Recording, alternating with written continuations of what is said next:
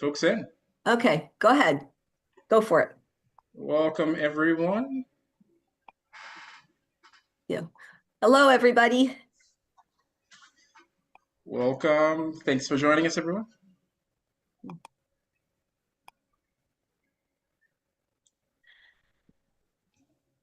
Thank you very much for being here. And if you could all introduce yourselves in the chat by putting your name, where you're from, and if you're from an activist group, especially an indivisible group, if you could put that in the chat too, that would be awesome. As soon as people start getting in, we will get going.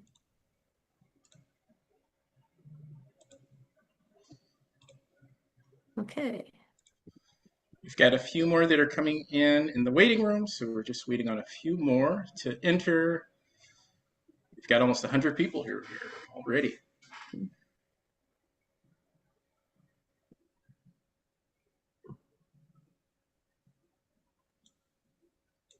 I wonder. Okay.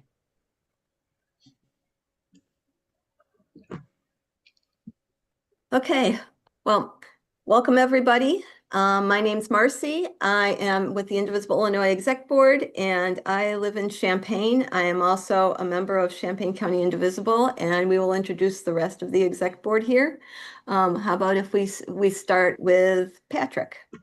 Hello, I'm Patrick Watson. I'm also on the Indivisible Illinois Exec Board. I'm also a member of NWSOFA, and I float between a lot of the indivisible groups all across the state. Welcome. Thank you all for joining. And then we'll go to Cecilia. Hi, everyone. I am a member of the Illinois Indivisible Exec Board. I am also a member of Eastern Illinois Indivisible and a member of NWSOFA. Okay. And we're going to go to Jeanette. Hi, I'm Jeanette Quirk from the Exec Board and Indivisible West Suburban Chicago and Indivisible Chicago Alliance. Okay. And we have two other members. One will not be able to be here. The other one is going to be a little late. Linda is going to be a little bit late. And give me a second and we'll start everything up. Okay. Anyway, just to let you know, March is Women's History Month. And today we are celebrating accomplishments of women by listening to 4 powerful, accomplished women. But before we do, Indivisible Illinois would like to honor one of our own who suddenly died on March 13th. Kitty Connect was one of those strong women. She was a co-lead for Indivisible Evanston, which is one of the most dynamic indivisible groups in the state. Here is what Indivisible Evanston co-lead Candace Davis wrote about Kitty Connect. It is with great sadness that we share the news that our beloved co-leader, Kitty Connect, passed away unexpectedly earlier this week. Kitty has been a co-lead of Indivisible Evanston since 2022, a member since 2017, and was an invaluable member of our team.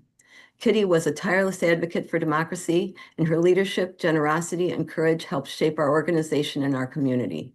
We are profoundly grateful for all she has shared with us. Our hearts are with Toby, Caitlin, Amanda, Rodolfo, Nico, and the rest of her family and all who loved her. We are holding them in care and respecting their privacy as they grieve.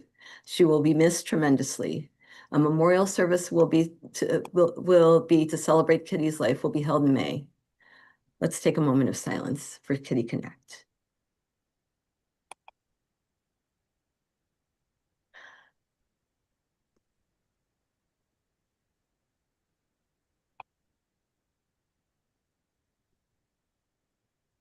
Okay. Okay, we'll get started.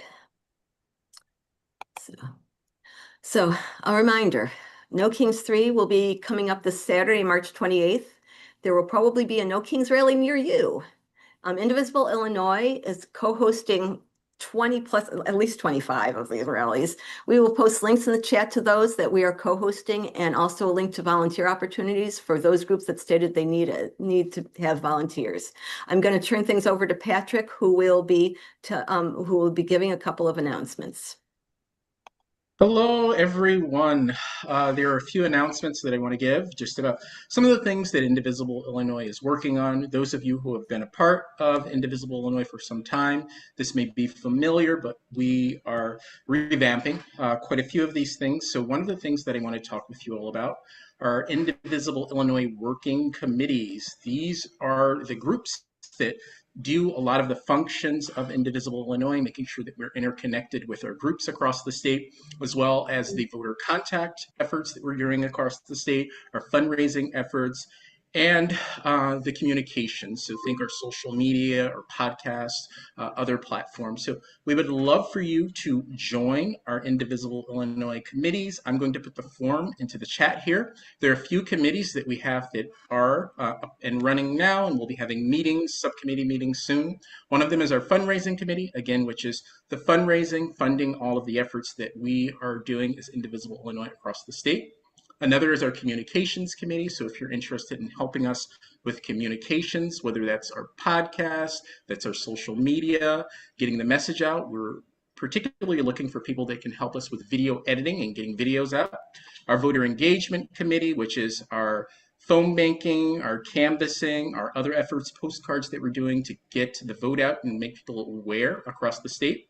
Another is our outreach committee, which is connecting with groups across the state. And the final one is our administrative committee, which is a lot of the behind the scenes, putting together data and different forms for our groups across the state. So I'm going to put that into the chat. You can join our committees by signing up there. If you're interested and just want to learn more, sign up there. You can join one of our subcommittee meetings just to learn more about those committees. Another thing that I want to bring up is our Indivisible Illinois Neighborhood Canvas Leader Program. This is something that we started back before the primary, and then the primary happened, and it went by the wayside, at least until the primary was over.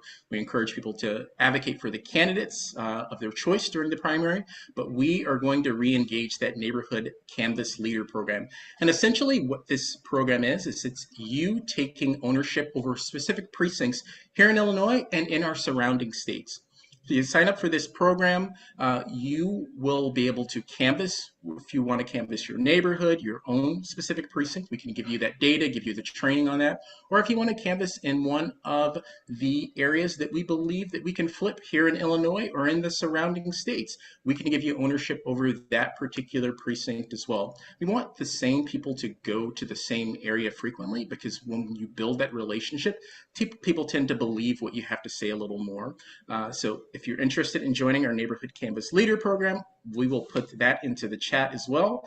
I'll have much more detail on it when you sign up for the program, and we'll be starting that very, very soon. We're particularly going to doors where we're going to be talking with people about issues, not necessarily about candidates, because we know that this is effective in areas where we need to increase the number of voters that vote for candidates that reflect our values. So if you're interested in learning more about that, I'm going to put that into the chat. You can sign up for the Neighborhood Canvas Leader Program, learn a little bit more about it. We'd love to have you join us. I'm going to hand it back over to Marcy. Thank you, Patrick. But actually, I'm going to hand it back over to you because you're going to introduce our first speaker. Great. Thank you, Marcy. All right. Our first speaker is Holly Kim. Holly Kim is a trailblazing public servant.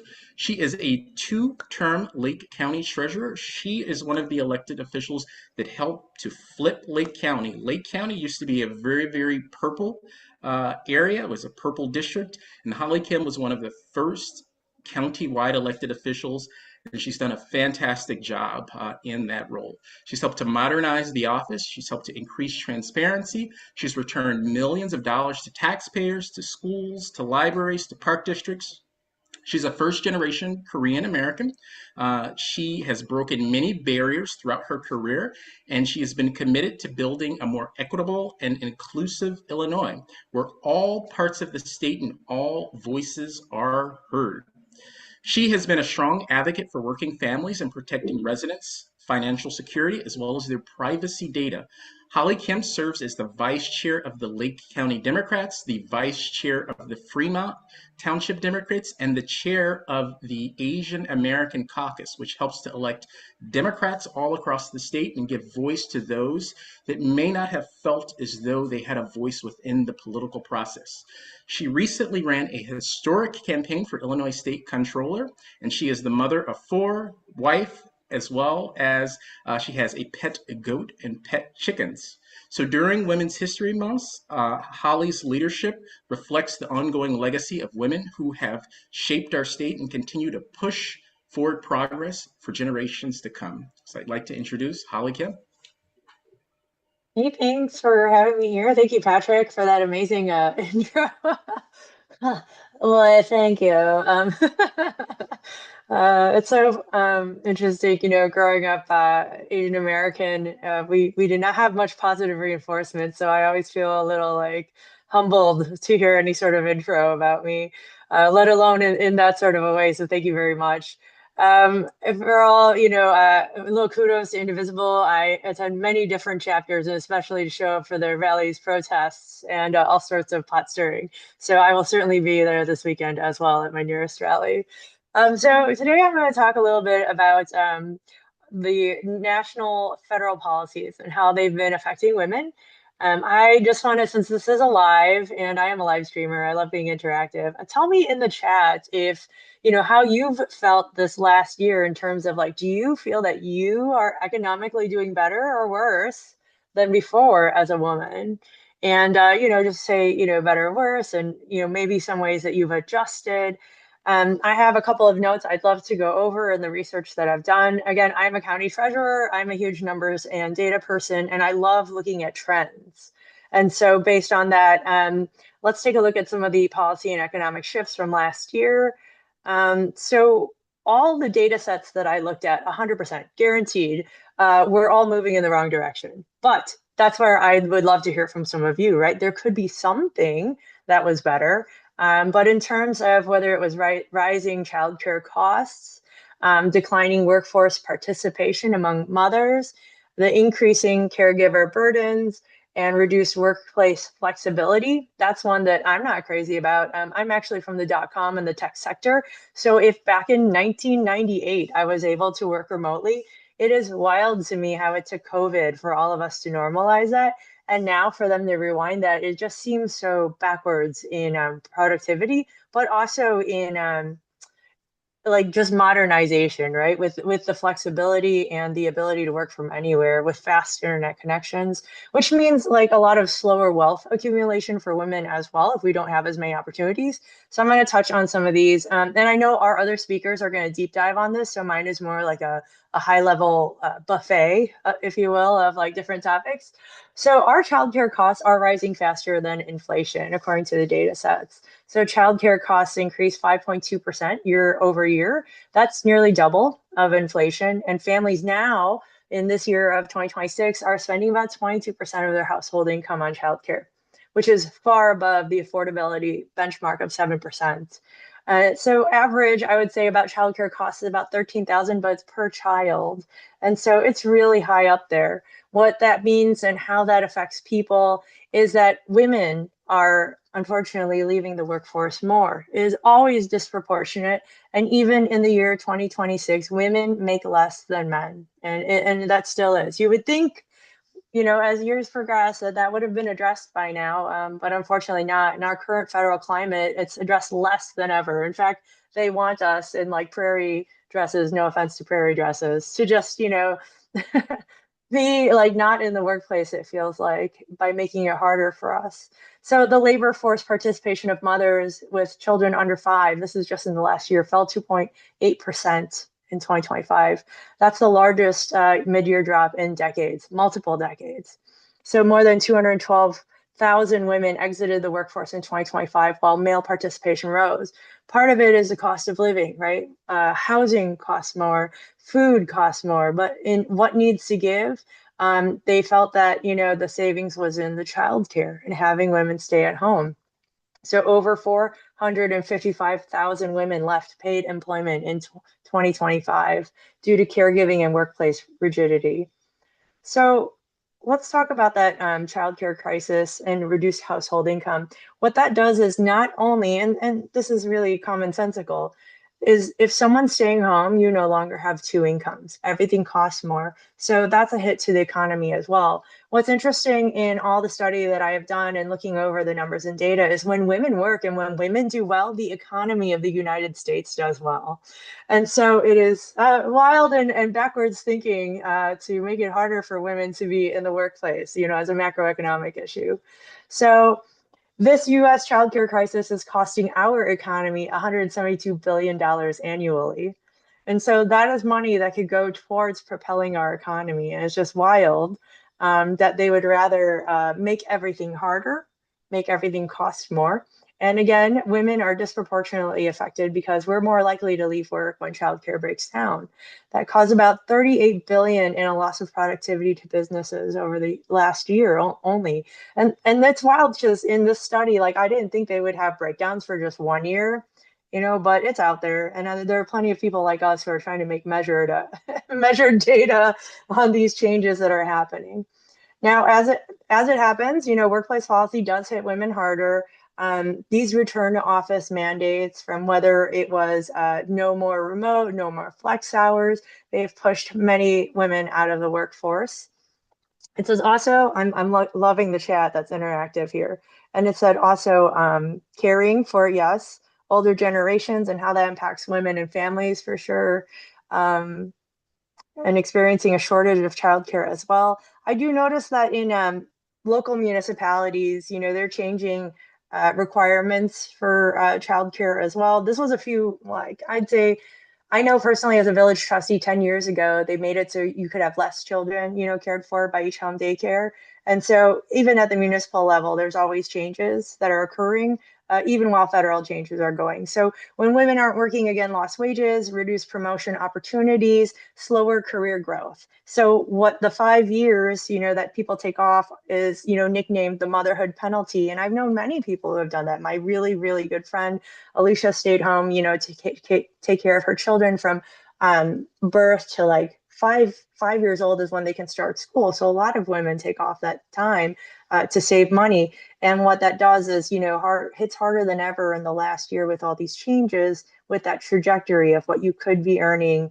And that affects then what you could be saving towards retirement and in promotions as well.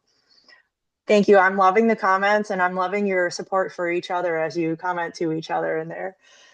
So yeah, as I said, that typical 5-year interruption means reduced retirement savings, lower Social Security benefits, delayed asset accumulation, and the long-term wealth gaps. So let's see here. I don't want to make it all doom and gloom. I'm going to fast forward a little bit in my notes here because what we have honestly is each other. And I think the part we really need to remember is we all know and all statistics show, and we should keep that in our heart, that when women do better, the economy of the United States does better. And so as we work, and as Patrick said, there's these opportunities to engage voters, because at the end of the day, it's getting people who are not voting or disenfranchised to feel that it matters, that their vote, you know, matters. And then getting in the people that we need that value women, you know, and I would say in Illinois, we have lots of people who value women. There are still red areas that could be flipped, even within the state of Illinois, but all over the US, it is worth the effort because 51% of the population is women. And so let's say if this was not even any kind of a partisan or left or right sort of a call, everything I said today is a generality that affects all women, which is 51% of the population. Now, I will tell you that there have been times in my life, and I'm sure this still occurs, with two different bosses of mine when they were hiring me asked, but your husband has insurance, right? And they ask these things because they want to pay me less, but they also, you know, figure that they'll never have to buy insurance for the men and the women, but women because it costs more in the office. And I don't know the legalities of that, but you know, in both times I did happen to have insurance through my husband, but I just thought it was really odd that they would ask that to me, and they're probably just trying to save money. I don't doubt that that happens still to this day, that there are plenty of like small business men who, you know, are hoping you have your husband's insurance. That's just not the reality of the world that we live in. If you're hiring employees, you need to provide those benefits. So with that, let's see here. There hasn't been any sort of a passing of any sort of a child care credit or lift since the expiration of the ARPA child care grants. And so that's one of the things that, you know, a lot of people have been waiting for, hopefully in any of these bills that pass that would help mothers, but also that extra income would help towards paying for childcare and for household expenses. And let me see here. I just wrote a lot of notes. I think when Patrick asked me to do this, I wrote like a whole book report. But yeah, let me just also, I just want to, again, leave it on a positive. So when women entered the workforce in large numbers, the economy exploded. And when women gained access to credit in their own names, entrepreneurship surged. And when women pushed for workplace protections and pay equity, entire industries had changed. So women are not just participants in the economy. We are the largest drivers of economic growth in modern history. And we control trillions of dollars in consumer spending and investment decisions. So yes, these financial and fiscal pressures are real, but so is our economic power. And the conversation that we're having today and that we're about to expand on with all of our other speakers is not about decline. It's about recognizing where the gaps are so that we can close them faster. Because when women's finances improve, it doesn't just help women, it strengthens our families, it strengthens communities, and it strengthens the entire economy. Thank you. And we will pass it to our next speaker to deep dive and touch on to some of these topics. Thank you. Thank you, Holly. You rock, as always. Okay, I will introduce the next speaker. Danielle Chenoweth is a media justice and housing rights leader who organizes with Impact Residents to grow healing, hope, and power. Danielle co-authored Remaking Democracy, How We Make the Worlds We Want, a guidebook for social change that is coming out this month. Danielle currently serves as supervisor of Cunningham Township, chair of the Continuing of Service Providers to the Homeless, chair of the Public Health Board, and field instructor for the University of Illinois School of Social Work, working to end local homelessness and hunger and train the next generation of leaders. Danielle campaigned to add gender identity and sexual orientation to the Illinois Human Rights Act and win marriage equality in Illinois. She co-founded the Urbana-Champaign Independent Media Center and was the organizing director for Media Justice, winning national victories for prison phone justice and community radio. She has played a leadership role in numerous electoral campaigns, including Deshaun Williams for Urbana Mayor and Carol Ammons for State Representative. She served as an Urbana City Council member where she spearheaded the creation of its public arts program, Civilian Review Board of Police, and Solar Affordable Housing. She was vice president of Pixo, a worker-owned technology company. She was recognized as a Woman Makes Waves in 2025, Woman of the Year in Central Illinois in 2011, and given the McKinley Social Justice Award and ACE Award for creative community service. She holds degrees in political science and sculpture from the New School and New College, where she co-founded the General Studies Collective. Check out her talks about remaking democracy in Kankakee, April 11th at the Venue, in Urbana, April 12th at the Independent Media Center, and in Champaign, April 14th at the Literary Bookstore. Please welcome Danielle Chenoweth. Thank you. Thank you, Marcia.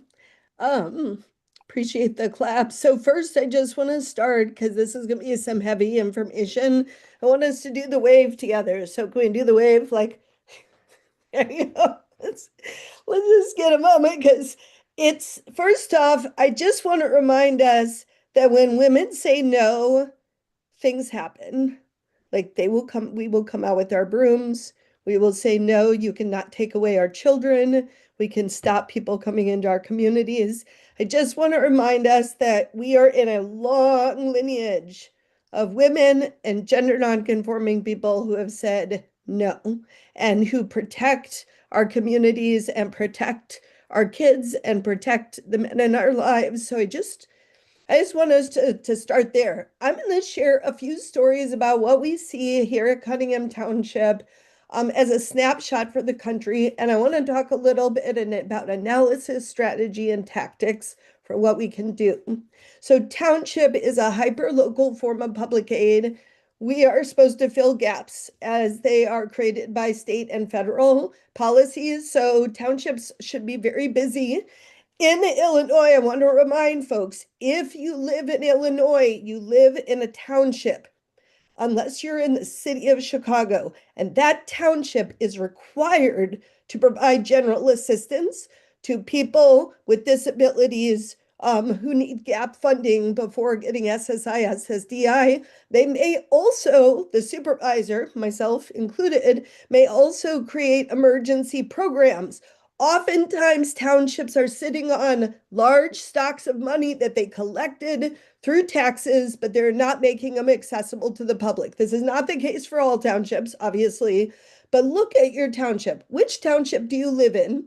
And are they serving the people? And if they're not, consider running for supervisor, taking over that budget and making it work for people, because that's what I did 9 years ago. So we have 25 staff and interns. I started with 3.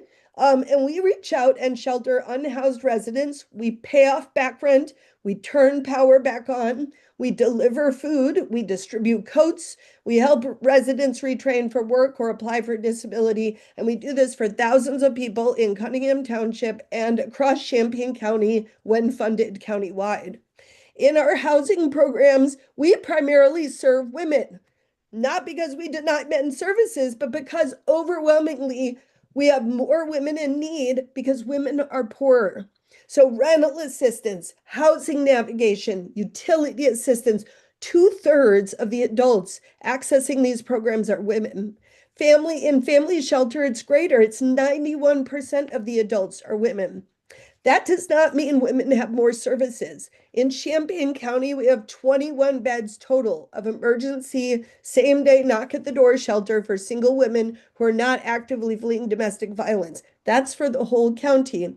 And LGBTQ plus residents lack all but a few beds of shelter outside of congregate shelter, where statistically they're at greater risk of violence.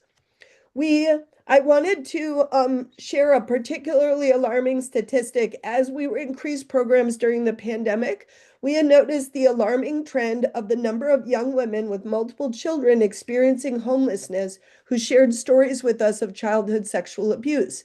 And this prompted me to pull the data. Of the data that we served in our pilot program, 42% of the women conceived a child or children as a teenager. 11% conceived a child under the age of consent, 17 years old, and 10%, 1 in 10, were forced to conceive before turning 16 years old. So this is something that's really important for us to look at, because as a county, 1/10 of 1% conceive under 16 years old. So we see many things in homeless services. We see folks who are not counted as homeless because they're moving from house to house. We see survival sex, including predatory landlords who trade sex acts. We see sudden homelessness triggered by pregnancy, where a mother is kicked out of the home. We see women with jobs who do not present as homeless. I talked to a woman who worked a night job. She attended to her personal hygiene in public restrooms, and then she napped in public spaces during the day. And chronically homeless women are really in fight or flight mode the entire time. They struggle to feel safe in any context. Nationally, now let's talk nationally. Women and families face increasing housing security, and they represent the fastest segment of the homeless population. Between 24 and 25, we had a one-time increase of family homelessness of 38%. We've never seen an increase like that since the statistics started in the 80s. As you probably know, intimate partner violence is the leading cause of women's homelessness. And you may not know that 92% of women experience homelessness, experience some form of physical or sexual assault in their lifetimes. And as Susan Burton, a national leader in reentry, spoke to us in Urbana, I quote her, we criminalize women's response to trauma, right? So what we're seeing amongst national trends, most of what I talked about was before Trump 2.0. We're seeing poverty creation initiatives, especially reduction in permanent supportive housing and housing support and requiring people to work. We're also seeing people kicked off of food stamps because they're not working the 20 hours a week and they can't verify their disability because Social Security offices are closed and they can't get appointments. So you can say you're not working if you're disabled, but the verification process is onerous. Okay, so let's talk about it. I am a community organizer. In community organizing, we believe analysis comes before strategy, strategy before tactics. So the cause of this is multifaceted, but the roots are in the convergence of late stage capitalism, where housing scarcity is being used to drive market growth, not only amongst the GOP, but also amongst the neoliberals. And in that, there's a layer of racialized patriarchy, which positions women, especially women of color, on the front lines of dislocation, discrimination, and violence in the pursuit of endless growth. So when you make housing a commodity, you will have homelessness. And when you have homelessness, you will have violence against women, right? So we have to end housing is treated as a scarce commodity. It has to be that women's bodies and sexuality are not a material commodity, right? So I will say that systems premised on superiority predate capitalism, right? It's that which is only a few hundred years old. Sexism was the justification for the enslavement of women. Racism was the ideological weapon for imperialism. These have been combined under capitalism as the child of imperialism in what Bell Hooks, the late Bell Hooks, refers to as the imperialist, white supremacist, capitalist patriarchy, which is a mouthful, I understand. But what she was trying to do is show how these systems intersect and work together to maintain oppression and privilege. So in the book, Remaking Democracy, I really talk about this as the logics of superiority, right? So these operate such that even if one is allowed, it opens the door to allow others. Women have been on the front lines of fighting for equity for all, right? For LGBTQ plus folks, for children and women of color in particular at the front lines of fighting racism. So it's really important that we look as the framework of logics of superiority in all of its form. One of the new forms of superiority, not so new, but one of the more invisible forms of superiority is disability, is a kind of ableism. And homeless residents, about 2/3 of them that we work with, report a disabling condition. 61% of homeless residents in Champaign County are African American, right? So this is racism and sexism basically underneath a kind of ableism that says you are disabled and we're not going to provide the basic support that you need to live. You must sleep on the street. There's no other option. And in Champaign-Urbana recently, in the city of Champaign, the city council decided that it would take the initiative to try to ban camping in Champaign. But because they thought, let's get it out of sight, out of mind. But what we did, finding out in the morning, and Claudia Lenhoff, who will speak next, was with us in this. We found out that morning. We mobilized 100 people to show up. 40 people spoke, including women who had experienced homelessness. And we went from having the votes to pass it, they have the votes to pass it, to not a single city council member voting to ban camping. That was within a single day. Let us not forget our power. Let us not forget that we show up to do this work and we say no. We have always been able to say no. I will leave with this. I come back to Urbana, right? All politics is local.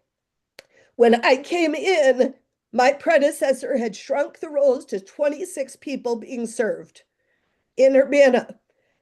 Last year, we went from supporting 0 people with rental assistance to 331 households. 100 of them were moving from homelessness. We went from supporting 0 people with utilities to 334 households. That's in a city of 40,000, y'all. I mean, it's not even a big city, right? We turned the water and power back on for 334 households, right? And we did over 1,000 food deliveries for people who could not get to food pantries. And lastly, we coordinate a Solidarity Gardens network through mutual aid, which is an important method for us in this moment, where we have a network of over 75 gardens across Champaign-Urbana where people grow their own food, and whatever they have left over, they share in our delivery system. So I don't want us to lose hope, because part of the strategy of MAGA, or as some people have shared with me, the maggots, right, is to make us feel hopeless, to make us feel like we can't do anything, right? But we have to remember that we can always do something, and we can do it with our own community, and we can do it now. Thank you. Thank you, Danielle. That was awesome. As always, you rocked too, as always. Okay, I'm going to turn things over to Cecilia, who's going to introduce our next speaker. Hello, hello. All right. So I have the pleasure of introducing Jeannie Ludlow, who recently retired as professor of English and Women's Gender and Sexuality Studies at Eastern Illinois University in Charleston. And she has worked as an abortion patient advocate at clinics across the Midwest and is an experienced anti-racist advocate and trainer.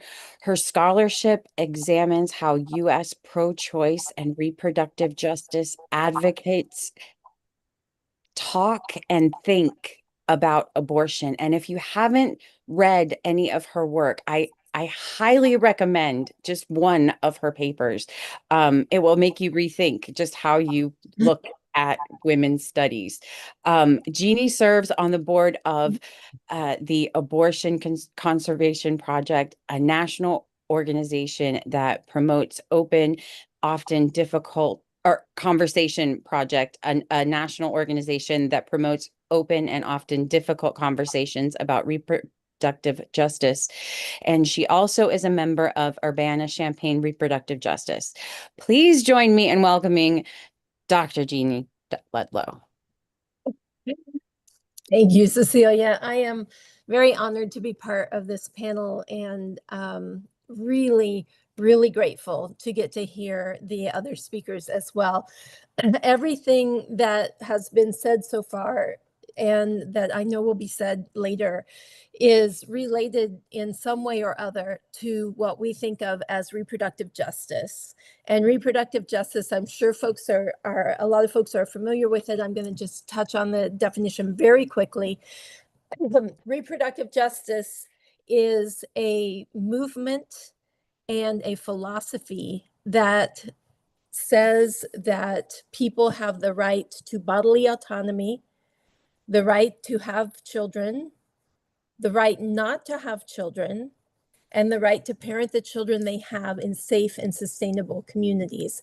And so reproductive justice is about abortion, but it's also about pregnancy and parenting. And so when I was listening to Danielle talk about teen pregnancies, I was thinking about how hard we are on teenage parents in our society. So, you're a bad girl if you get an abortion, and you're a bad mom if you don't, and you become a parent when you're too young, whatever that might mean to the person speaking to you. I was also thinking about family structures, and I was thinking about how in reproductive justice circles, what we really want is we want to make our society such that people get to be who they are and get to be in the families they want to be in safe and sustainable ways. So reproductive justice isn't just about abortion, but I was asked to talk about abortion, and that's what I love more than probably almost anything except red raspberries. So we'll just go with that. But other aspects of reproductive justice include access to a full range of repro health care, protection for LGBTQAI+ marriage and family rights, gender affirming care for trans and non-binary folks, Laws and action to end domestic and sexual violence are related to reproductive justice, of course. Action against climate change and environmental degradation is part of reproductive justice, because I can't raise my child in a safe and sustainable world if we're killing that world at the same time. And activism and advocacy to end war is also a reproductive justice issue. And that was brought home, I'm sure, for all of us when we heard and saw the reports of the girls' school that was bombed in Iran. And then the very next day, the military personnel from the US whom we lost in that same war were discussed in terms of their families, as they should have been. But we didn't discuss the families of the children who lost their lives in that school, right? So this is all about reproductive justice. School shootings are about reproductive justice. If I don't feel safe sending my child to school, I am not raising my child in a safe and sustainable community. So the opposite, if you will, of reproductive justice is something we call reproductive oppression. And reproductive oppression it's kind of a mouthful. I wasn't gonna say it until Danielle gave you bell hooks, and I thought, okay, if she can do bell hooks, I can do Loretta Ross. So we're gonna do. I love bell hooks. She's my favorite philosopher, and I was really happy to hear her definition. So reproductive, me too, right? Reproductive oppression is the controlling and exploiting of women, girls, and all people.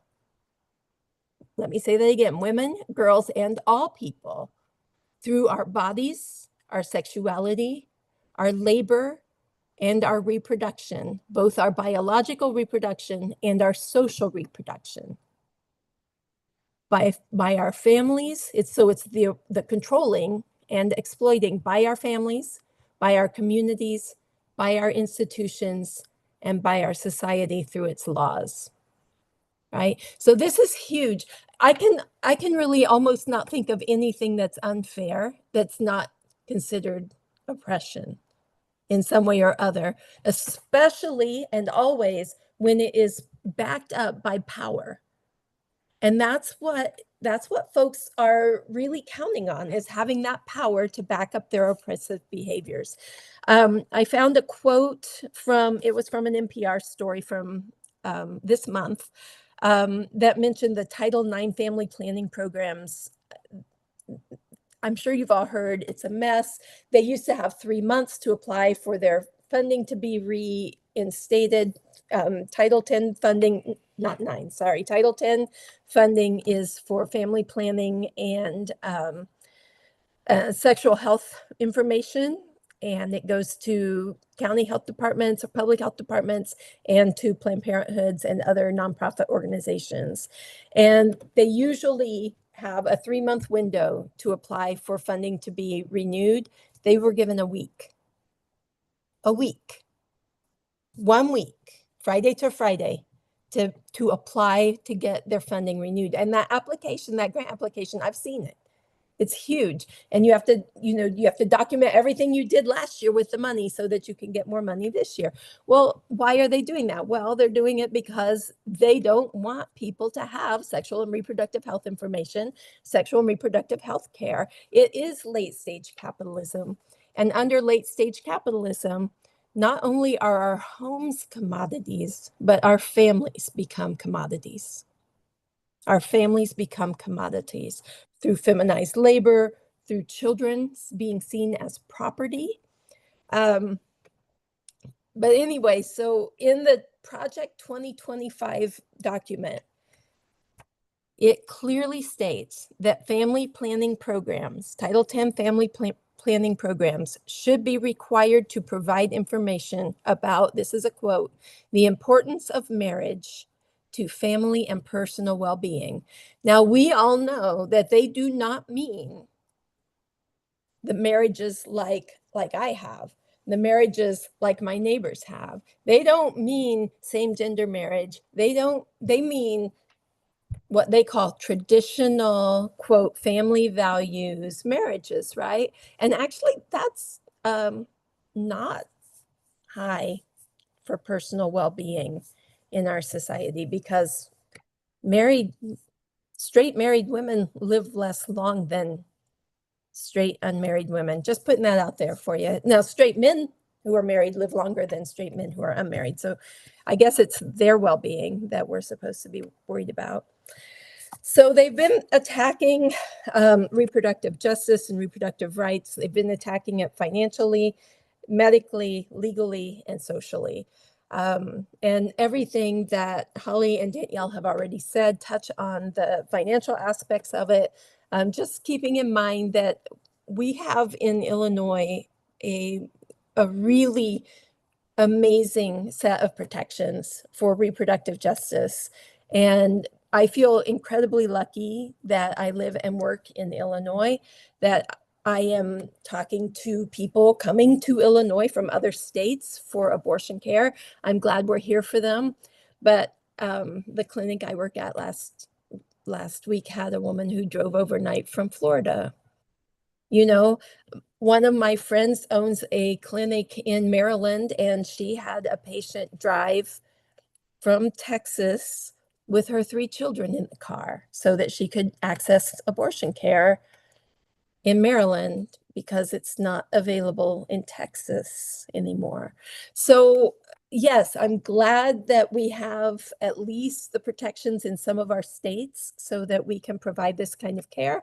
But people are doing all kinds of really difficult things to access that care. And abortion funds are doing a great job of trying to help.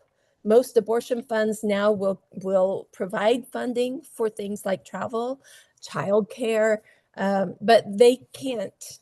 An abortion fund can't get you a note that will keep them from firing you if your boss decides you've missed too many days for work, which happens, right?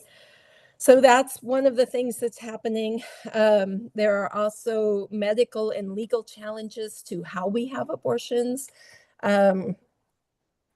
The clinic I'm working at now, we do in-clinic procedures and we provide medication abortion. A lot of people right now who are accessing medication abortion are accessing it online, and I think that's great. I think it's very helpful. If you know anybody who's going to do that, please ask them to go to the Plan C webpage, because it's the best. And Plan C actually buys pills every once in a while just to check the quality of the pills and to make sure that the cost is what the places are saying it is. So Plan C is the best. But anyway, because so many people now are accessing medication abortion rather than abortion procedures, that's the next thing that the federal government is going to be attacking. And we've already got 6 states suing the FDA to try to get them to change the, let me get my language right here,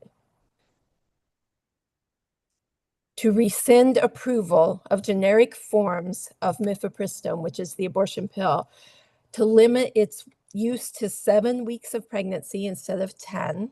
And by the way, in Europe, they're testing it up to 22 weeks.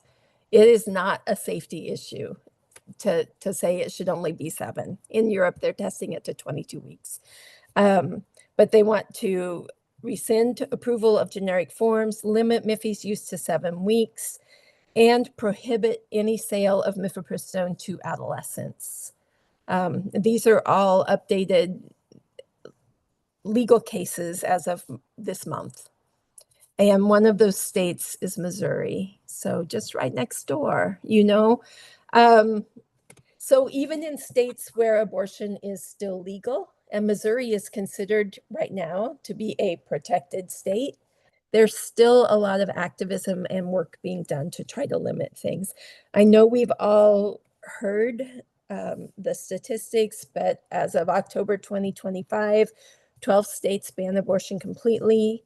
6 ban abortion in the first trimester, and another 23 ban abortion sometime not long after the first trimester. And 13 states have no abortion provision at all, even though only 12 ban it completely. So wrap your head around that one for a minute. And then I'm sure we've also heard about the case of the woman in Georgia recently who was arrested for murder and possession, illegal drug possession, because she took mifepristone, or she took misoprostol, not mifepristone. And when her pregnancy ended, she was at the emergency room. I had been told that by someone who related the story to me that she had told the doctor she took the medication, but every news outlet I could find looking in the last few days said actually that the friend who drove her to the emergency room told them that she took the meds. And I see why they did that. She was afraid, right? They were afraid. And it's a scary looking thing to have an at-home abortion. It's kind of bloody and crampy, and it lasts a long time. Sometimes some people it lasts 14 to 18 to 24 hours. And it can be real scary if you're not well prepared for it. But if you know anyone who is ever in that kind of situation, please tell them that they cannot trace the meds in your body, and people should not tell them that they've had them. I think that's it. I think that's everything that I wanted to say for right now, but I'll certainly take questions. Well, thank you, Jeannie. You rock. And just a reminder, please put the questions in the chat. We have one more speaker, and then after that, we will do Q&A, and I'm going to introduce the last speaker now. Claudia Lenhoff is the Executive Director of Champaign County Healthcare Consumers. Champaign County Healthcare Consumers is a local nonprofit consumer health advocacy organization founded in 1977. Claudia has been on staff there for over 29 years, since 1997, and is a past recipient of the Robert Wood Johnson Foundation's Community Health Leaders Award for her work to expand access to healthcare in Champaign County. Claudia has an extensive experience working to improve access to healthcare, both through working directly with clients and through community organizing and advocacy. Champaign County Healthcare Consumers currently serves about hundreds and hundreds of patients per month, helping them navigate the healthcare system and gain access to public benefits, such as Medicare, Medicaid, SNAP, and disability. Claudia is a feminist who has championed and organized for women's rights for over 30 years while living in Texas, Maryland, and Illinois. Please welcome Claudia Lenhoff. Hi, it's so great to be here with y'all and with so many women and men also, and other people. I'm really excited about this. Thank you.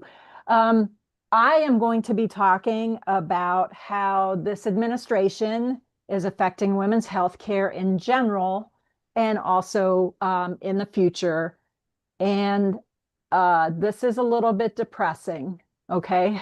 Because we are literally in the fight for our lives, as the previous speakers have talked about. So I'll get into some specifics. I do hope we get to have a conversation about hope, and that hope lives with organizing and with mobilizing, and that's where our power comes from. So, okay, so I am not going to talk about the world of public health, although I think we all have to be aware that the Trump administration is eroding public health, not just in our nation, but globally. And this is happening at a time when these other changes that I'm going to be talking about are happening, which makes it pretty frightening in a lot of ways. So the One Big Beautiful Bill Act, what an idiotic name for a bill, but that's the budget bill that made all of these changes that I'm going to be talking about. It introduces sweeping policy changes that will impact millions of Americans and especially women. As y'all probably know, it is expected to have a really tremendous impact on the health of our nation and the health of women by cutting nearly $1 trillion from Medicaid over the next decade, which is estimated to cause roughly 8.8 to 15 million people to lose health insurance coverage. And as we talked about, women are about 51% of the population, but because of those wage gaps, right, between men and women, because of the wage gaps, 55% of Medicaid beneficiaries are women. So because Medicaid is the program for low-income individuals that provides health insurance. So it's important to know about Medicaid that 42% of all US births are paid for by Medicaid. And I'll talk about that a little bit more in the future, or a little bit more in a moment, because Medicaid pays for even a higher percentage of births in rural communities. So starting in 2029, individuals will be required to demonstrate that they have worked, volunteered, or attended school or job training for at least 80 hours per month to maintain their coverage. This is the work requirement that hopefully people have been hearing about. A lot of people think that this is a common sense work requirement. It's not common sense at all. It's just another way of making cuts. It is really a paperwork requirement more so than a work requirement. And it is a guaranteed way of kicking people off of their health insurance. So about 2/3 of Medicaid recipients who are not older or disabled are already working. However, the new reporting rules could create barriers for women with informal or part-time jobs. It will also impact those providing unpaid care for children or other family members, a group that includes about 12% of Medicaid enrollees, or roughly 3 million people. Lots of estimates say that between 8 and 15 million people could lose their Medicaid coverage by 2034 due to these changes. And again, remember, 55% of Medicaid beneficiaries are women. So in addition to the cuts to Medicaid, the bill also reduces federal funding for the Children's Health Insurance Program, which provides insurance for hundreds of thousands of pregnant people, not just children. So the Children's Health Insurance Program helps to cover care during pregnancy, as well as the care for children. And this bill, this awful, awful budget bill, also, as people know, ended the enhanced tax credits that actually made health insurance affordable through the marketplace. Those tax credits made a huge difference. And that was the subject of the first government shutdown, as people will probably recall. Medicaid is the single largest payer of maternity care in the United States, and it plays a bigger role in rural areas, covering over 40% of births nationwide, but over 50%, or about 50% in rural areas. The odds of experiencing maternal morbidity or mortality are greater for pregnant women in rural areas compared to urban areas, and that is about to get worse. So some key impacts from the budget bill and from this awful administration include impacts on rural hospitals and clinic closures, which have been alluded to.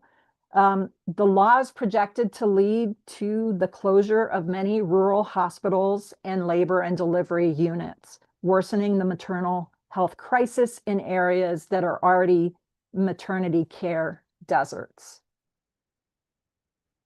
The bill also, the budget bill, the law also blocks Medicaid funding from 1 year to certain prohibited entities like Planned Parenthood, who offer abortions. This limits access also to essential preventive care, such as cancer screenings, STI testing, and contraception for millions of women.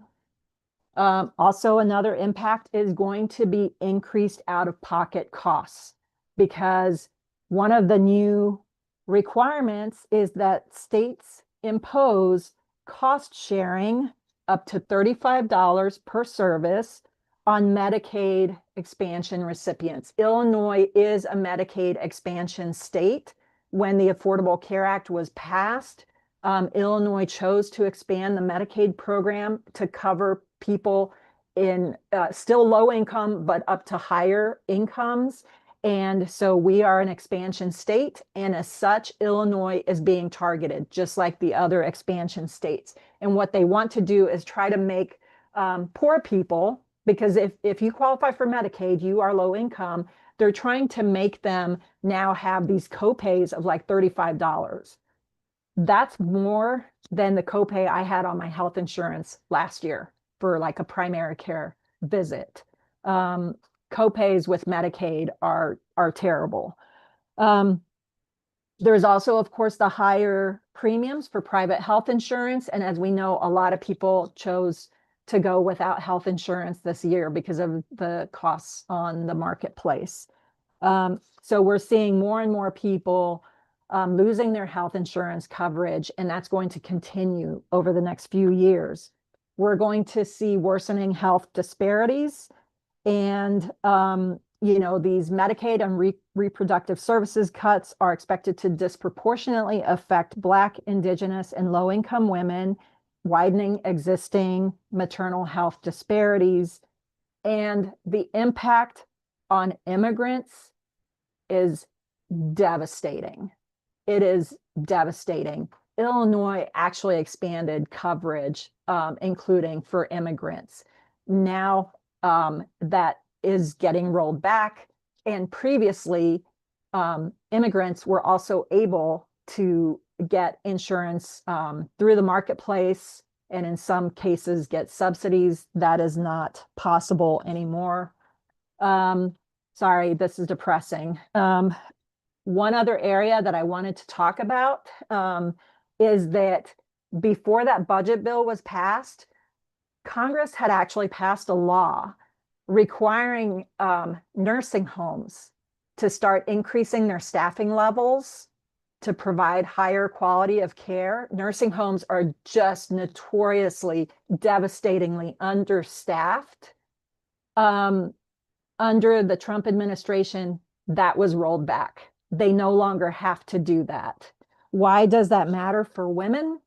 It matters for human beings, right? But women make up 65 to 75% of the population in nursing homes. So that's another impact. I want to say something. Oh, shoot, I'm almost about out of time. Okay, let me just say this one thing about the work requirements, because those are BS, okay? We know from other states that those work requirements do not work. So for example, in Arkansas, they implemented these work requirements.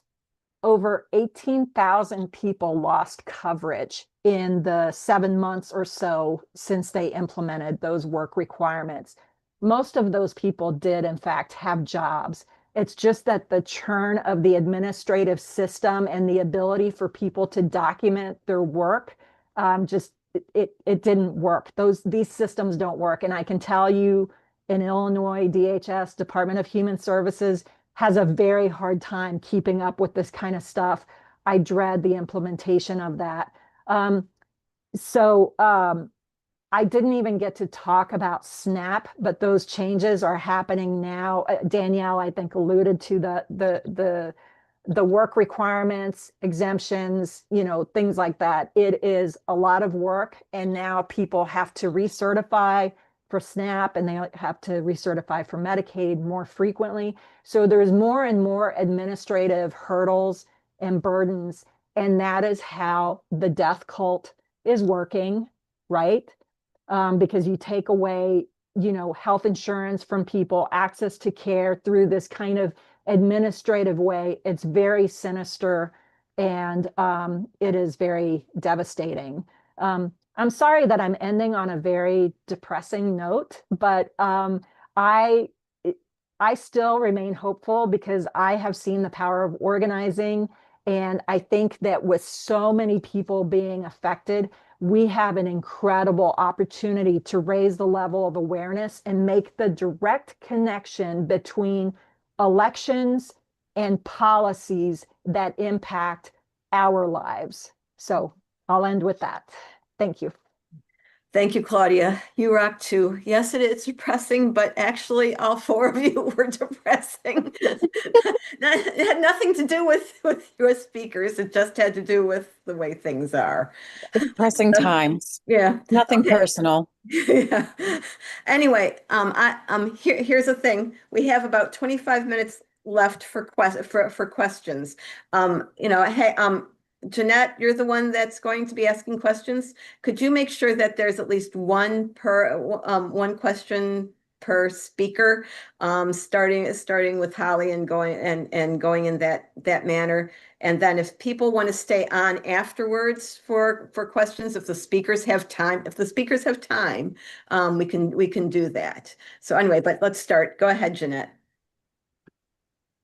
You're on mute. Going back to Holly, one of the first questions that came up was about talking about net or gross income. The 22%, was that for net or gross income, that 22% that was mentioned? It was for gross. I actually PM'd them. I wasn't sure how to respond so everyone could see it, but it was on gross income, which makes it even worse. Yes, even more gross. Even more gross. And then a couple questions then right after that. Are we experiencing a shortage of childcare availability for childcare? Is that a thing? Yeah, so just lightning rounding. The answer is yes. I think with the federal reimbursements being jankied around, that touched a lot of cash flow for a lot of these people who run either home daycares or small operations. And as you saw, even was it Michigan with like the Somalian ethnic community, they're being targeted, just regular daycares are being targeted. And so the federal government has made it difficult for many small daycare organizations, and that has made some of them shut down just in the cash flow being disrupted. Thank you. I realized I didn't go according to what Marcy was saying because I asked you a couple of questions in a row. So for Danielle, what housing policies at a federal or state level could create more equity in housing? Yeah, so I have a lot of answers to that question. I think on the federal level, budgets are moral documents. And I want to share that one, people spend more in storage units than the entire HUD budget combined before Trump, right? So it's not like the money's not there and we can't spend it. But I would say before increasing taxes, let's look at the military budget. If we were to take a fraction, a tenth or more of the military budget, we can basically provide housing subsidies for every single household in the United States who needs a housing subsidy. So we should look at that budget priority and see the ways in which wars continue to completely defund all of these other things. We are a wealthy country, we have a lot going on. So that's one thing. I spoke before the Progressive Caucus at the state level because multiple states in the country they add funds to Social Security disability recipients so that they are living above the poverty level. So that's something that could happen on the state level. On the local level, we really need investment and incentives and requirements for single resident occupancy units. The number of people, and Claudia knows this because we work well on this issue, the number of people with disability income who simply live in a shelter because they cannot afford a house. Disability income is a little less than $1,000 a month. The rent needs to be $350 per month. We need things in that price point 354, 400. And so if we did that, that would significantly support. For everyone, regardless of disability status, one of the things local communities can do, and you can do in your own town, Urbana, I'm looking at you, is to make accessory dwelling units legal. It allows people to age in place in their homes by having another income with a what they call mother-in-law cottage, a cottage in the back. You can convert a garage, you can add another unit.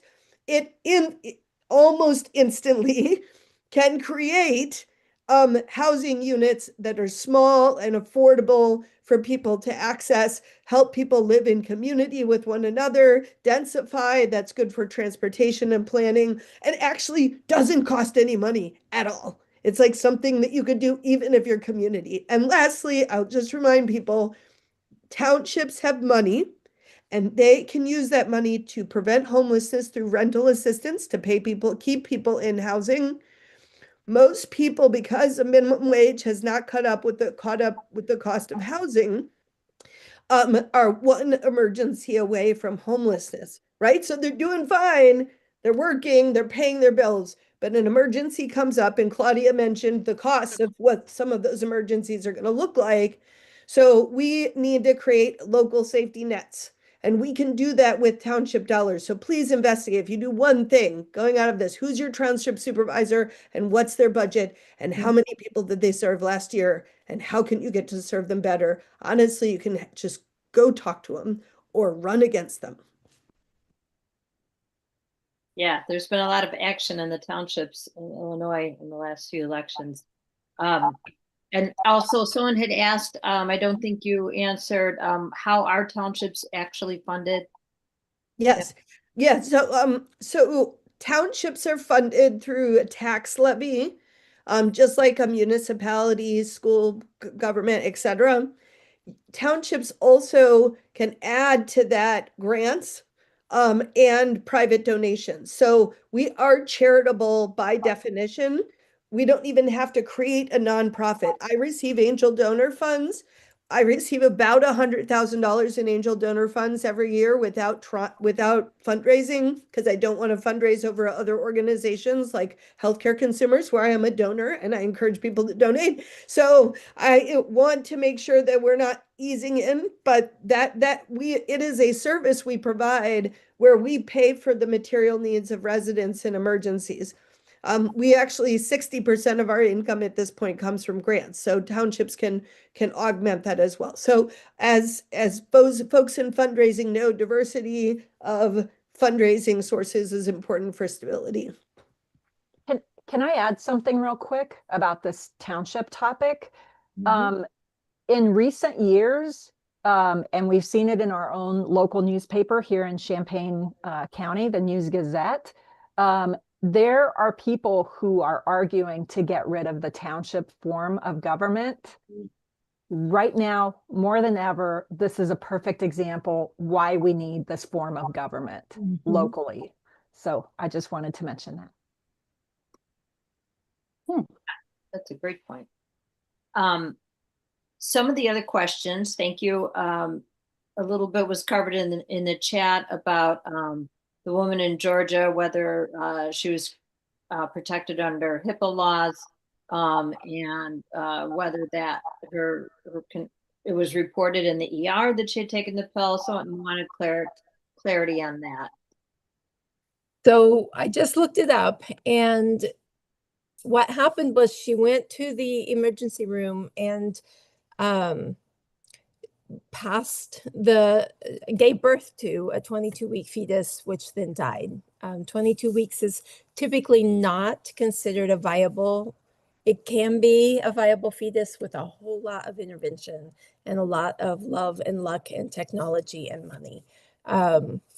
But because Georgia had just passed this controversial act or controversial law about so-called heartbeat bill. So a heartbeat bill says that when So first of all, it's medically inaccurate. I'm sure everyone knows this, but when you can see a heartbeat on an ultrasound, then a person can no longer have an abortion of that fetus. Well, there's no heart at 6 weeks of fetal development, but there is a heart stem, some stem cells that are going to become the heart, and they do show electrical activity from the mom's body. So you can see something there, right? And so that's how they get around, that's how they make abortion illegal starting at about 6 weeks. Because Georgia law says you can't have an abortion after 6 weeks of pregnancy, and because the woman went to the hospital, went to the emergency room and passed the fetal body there, and it was 22 weeks, that's why they could call the police on her. And the person who called the police was not medical personnel. It was a security guard who is a retired police officer. And yeah, so it just gets worse and worse the more you think about it. And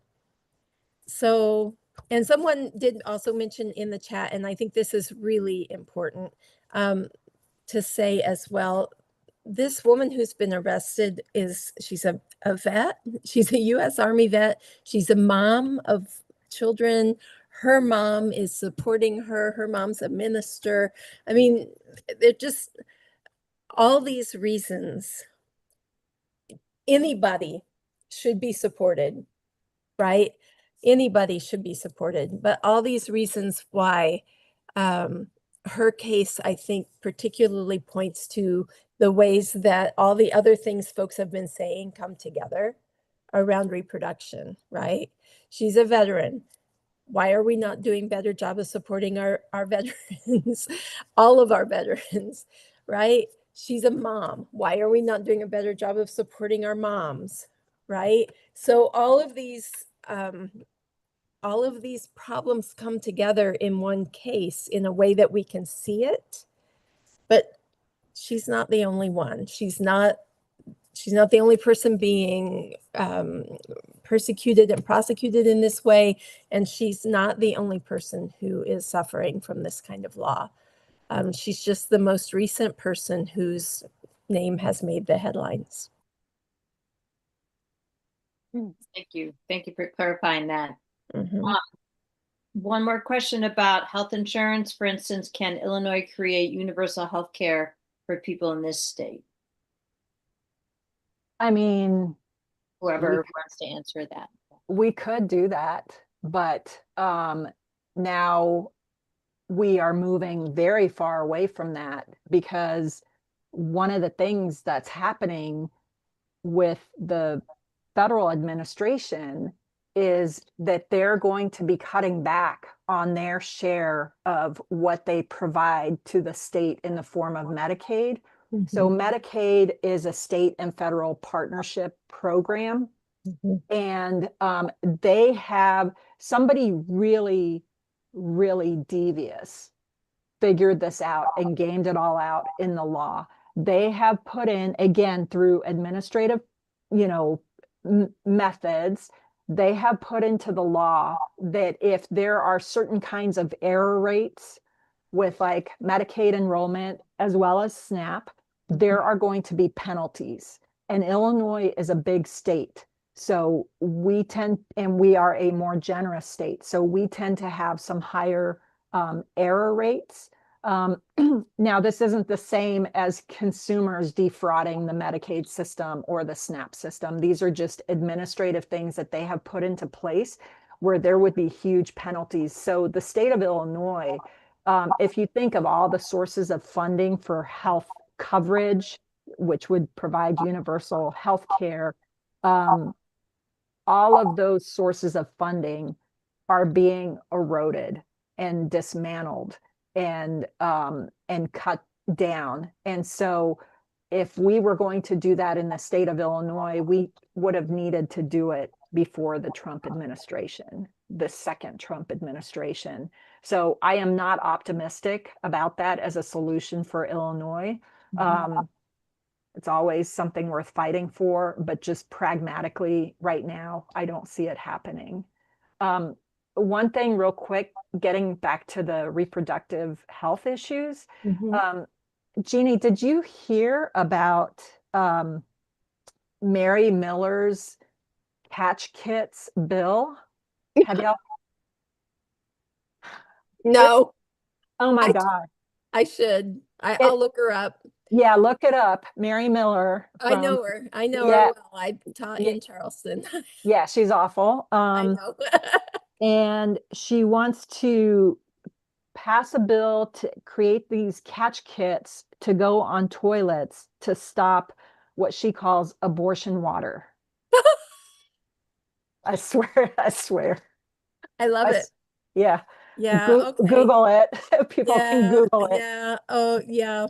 So the war on women, women's health, women's reproductive justice and all of that, it's not just coming from, it's coming from conservatives, be they men or women. Like it's just awful. I'm sorry for the digression. No, it's okay. I do want to, can I just say something about Medicaid as well? Because I was working in an abortion clinic in 2016 and 2017 when Bruce Rauner signed a law that said that Medicaid could pay for abortion in Illinois. And in the wake of that law, several clinics had to close in the state. And it's because of that partnership you were talking about between the federal government and the state government. And Medicaid, the way Medicaid works, I know I'm not telling you anything, but I think it's important to say this to people who ask about single payer, because it's not quite that easy, right? What happened was when they said Medicaid would pay for abortion, they said Medicaid will pay for abortion, and the rate was $260 for a first trimester abortion. The cost to a clinic for a first trimester abortion in 2017 was $440.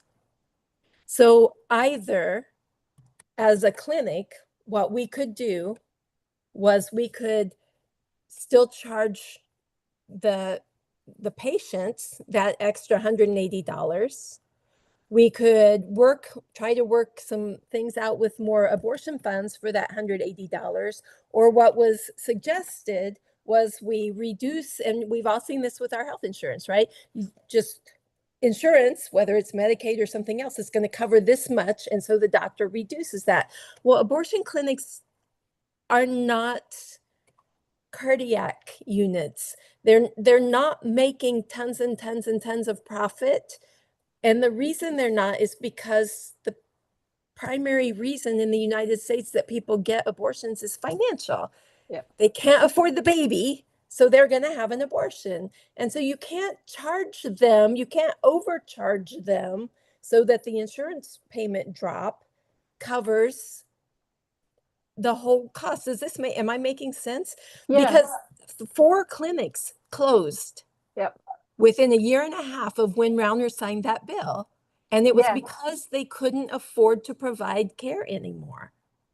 Illinois, that makes sense. That's sort of that's sort of a strange outcome of what should have been something we're celebrating, but that makes sense. Illinois is one of the worst payers for Medicaid in the country.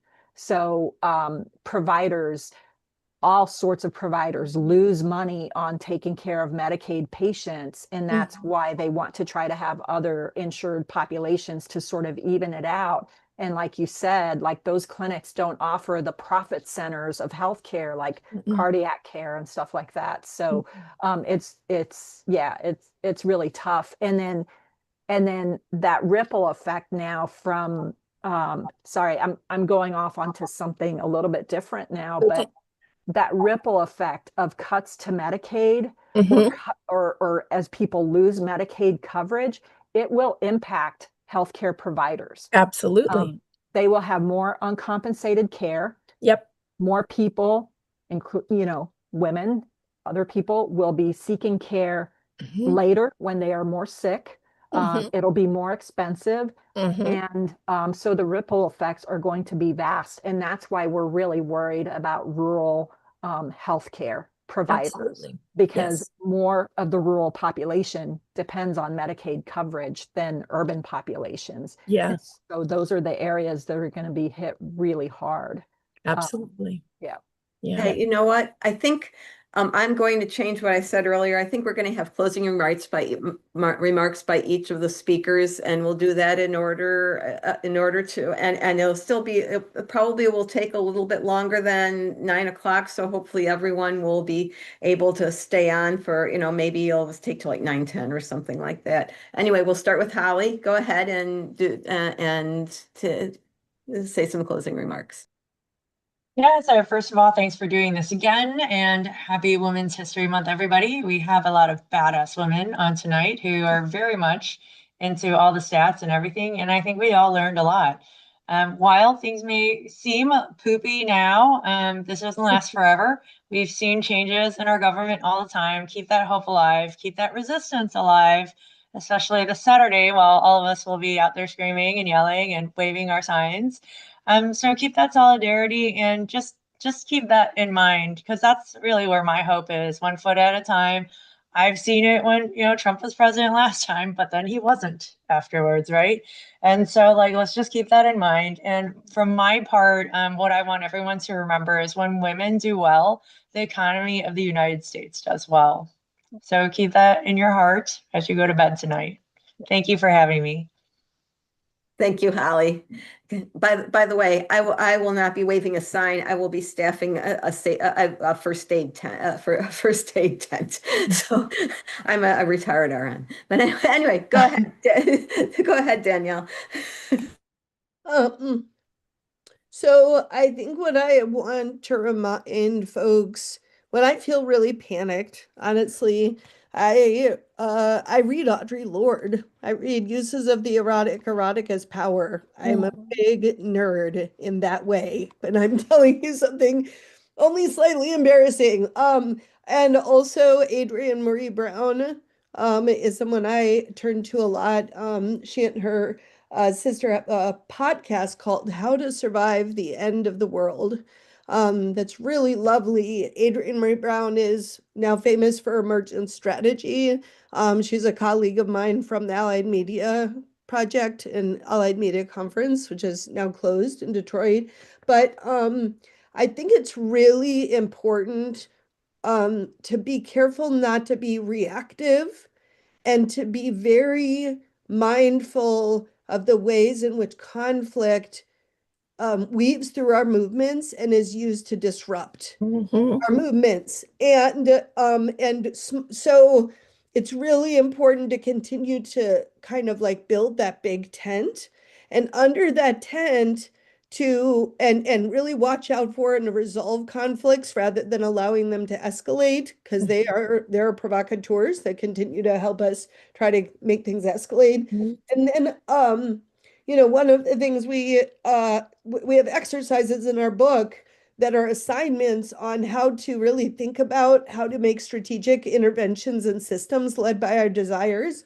And I think I would just leave you with the assignment that I find to be the most generative, which is to write, to actually take time quietly to formulate our desires, to write our social desires, to think about the premises for the world we want to live in, and really kind of get outside of the language of compromise and coping and all of that, and thinking about and writing and taking time and space to be in community with one another, to make and think together. We're really at a time of just kind of amplified big tech and the leveling of emotion. And so one of the most powerful things we can do is actually be in community in real life, in conversation with each other, and to continue to practice conflict, generative conflict, and not shy away from conflict, and to sharpen our skills and our analysis with one another, and really remember in those moments of fracture to center on our feelings of love, for our community, our families, our humanity, for each other. I think that is kind of the grounding source that is going to help us get through the weather storms that we're in, both the literal weather storms and the kind of social weather storms. So I just want to say thank you. Like Claudia, I'm thrilled to be in a room with feminists of all genders and to be in a room with women. Thank you. You're right, Danielle. Thank you too. Go ahead, Jeannie. I want to echo everything that everybody has said, of course. And I want to thank Danielle and Holly for emphasizing positivity. I think that's really important. And I do think that conflict can be positive and can be handled in ways, or can be experienced in ways that are generative. And I do think that we are afraid of that right now. And I worry about that quite a lot. I do know that one of the ways that the current administration and our current society is affecting abortion access and abortion rights is through, and this is not new, but through stigmatizing. And one of the things that I try to do in my work is look for models for talking about abortion that are a little more complicated and a little more nuanced than pro-choice or pro-life, right? But that also handle those more complicated truths. And it's okay for somebody to have an abortion and be sad. And it's okay for somebody to have an abortion and be really happy and relieved. And sometimes those are the same person. And that's good. It's a part of living. And so I guess I would like to challenge everyone to, the next time you hear somebody say something like, oh, I'm pro-choice, but I would never, to just say, yeah, you know what? Who knows what we would do? Who knows? Yeah. Thanks. Thank you, Jeannie. You rock too. Also, everybody, you all rock. Claudia? Yeah, I appreciate all the previous speakers' comments, and I agree. And I will just say that we have to fight like hell. We have to fight. We have to fight every step of the way. And I think Indivisible is showing how to do it. Turning people out, having events, doing calls to action, all of those things matter.